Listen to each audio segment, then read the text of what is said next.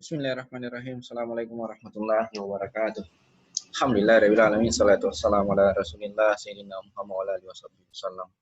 Alhamdulillah. Puji syukur kita panjatkan kehadirat Allah Subhanahu wa taala. Kita salam dan salawat kepada baginda Nabiullah Muhammad sallallahu alaihi wasallam. Semoga Allah Subhanahu wa taala senantiasa melindungi kita semua dan meridhoi segala aktivitas kita semua. Amin insyaallah. Baik para siswa sekalian, kelas 12 SMK Muhammadiyah Bungoro masih belajar dari rumah di semester ganjil ini tahun 2020. Masih belajar pendidikan agama Islam dan budi pekerti bersama Pak Nasir. Untuk hari ini kita sudah masuk di bab 3 karena sisa 3 pertemuan lagi untuk semester ganjil ini. Tidak terasa, waktu cepat berlalu. Sejak April yang lalu kita belajar dari rumah. Luar biasa ya, cepat sekali berlalu, sudah bulan 11 dan masuk akhir tahun. Bab 3, menghidupkan nurani dengan berpikir kritis. Jadi bab 3 ini menghidupkan nurani dengan berpikir kritis. Ada 3 pertemuan, kita akan bahas dulu yang bagian A, salah pada pertemuan berikutnya B dan C. Hari ini yaitu memperkaya khazanah dan manfaat berpikir kritis. Kita lihat yang pertama dulu. Memperkaya khazanah yang akan kita bahas. Kita coba ini berpikir kritis artinya kita siswa diajak untuk memperhatikan hal-hal yang sebenarnya punya banyak ilmu, punya banyak manfaat, punya banyak teori, punya banyak kesimpulan, ya. Namun kita kadang lalai dalam memperhatikan. Nah, itu namanya berpikir kritis.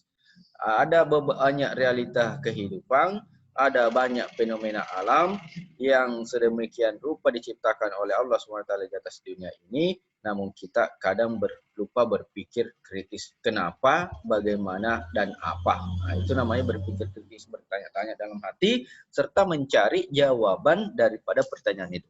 Apa seperti ini? Kenapa seperti itu? Bagaimana bisa seperti ini? Dan seterusnya. Itu namanya berpikir kritis dan selanjutnya mencari jawaban daripada apa yang kita pikirkan itu.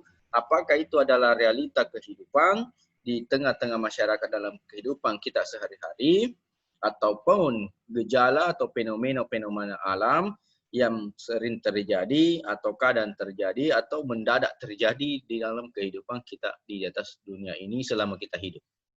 Mari kita perhatikan beberapa realitas kehidupan dan fenomena alam di bawah ini. Yang pertama, nyamuk diciptakan dengan sayap. Perhatikan ya nyamuk ya, banyak nyamuk di rumah kita masing-masing. Sayap dan bisa terbang. Namun ternyata nyamuk ini menjadi santapan sumber makanan daripada si cicak. Berpikir kritisnya di mana? Kita lihat cicak.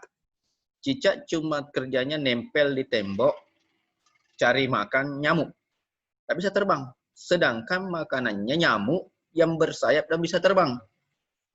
Secara teori pemikiran, susah ini cicak ini. Tapi tidak.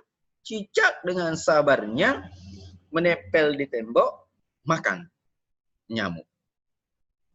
Luar biasanya Allah. Tidak selamanya makanan yang bersayap, harus yang bersayap juga memakannya. Cicak cukup bersabar di tembok, menempel di tembok, makanan bisa dia dapatkan dari nyamuk tersebut. Kuasanya Allah SWT. Yang kedua lanjutannya, kucing adalah makhluk yang takut air. Ya, mungkin kita punya peliharaan di rumah kucing. Takut sama air. Dan makanan kucing setahu kita favoritnya adalah ikan. Ikan ini dari laut. Pernah tidak lihat kucing nyelam sendiri, nangkap ikan sendiri, jala sendiri, mancing sendiri? Tidak pernah. Karena kucing takut air. Percikan sedikit saja, kabur dia.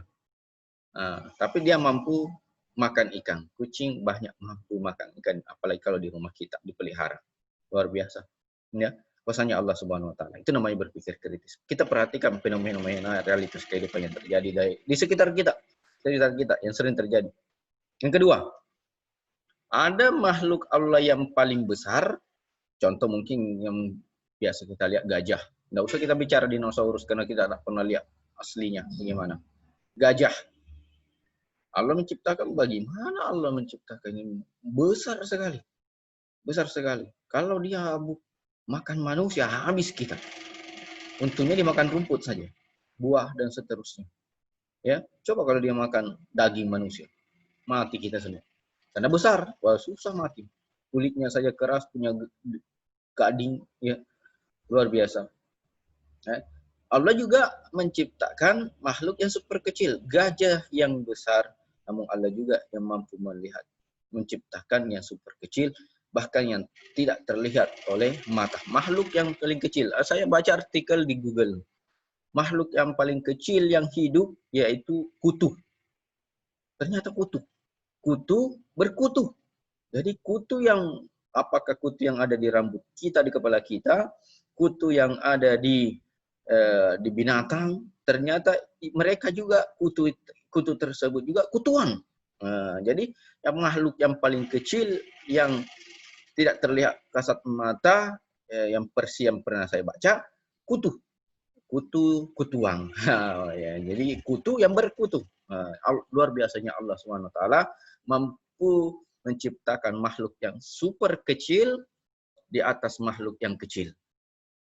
Kutu itu kan kecil, tapi ternyata mereka masih kutuang. Kecil sekali, tak bisa terlihat oleh mata. Terakhir, yang ketiga, petir. Ada yang berpendapat sebagai alat untuk melempar setan. Jadi petir ini katanya melempar setan. Jadi kalau manusia yang kena setan, petir, di situ ada setan. Bisa jadi, atau gelombang magnet, ya. Sedangkan dalam pandangan ilmu pengetahuan, petir bisa menyambar karena adanya gesekan arus listrik. Makanya banyak orang yang kena hangus hitam. Ada saya punya tetangga sekampung itu kena petir dari sawah, kena petir, betul, sebagian badannya itu kayak hitam, seperti orang yang kesetrum listrik, ya, kesetrum listrik. Itu artinya memang petir ini mengantarkan listrik dari segi ilmu pengetahuan. Dengan keyakinan bahwa kebenaran ilmiah akan selalu sejalan dengan kebenaran Al-Quran. Ya, inilah untuk yang memperkaya suasana, mengajak berpikir kritis tentang fenomena alam yang terjadi di sekitaran kita atau realita kehidupan yang ada di sekitaran kita. Untuk manfaat berpikir kritis yang berikut ini ada 9.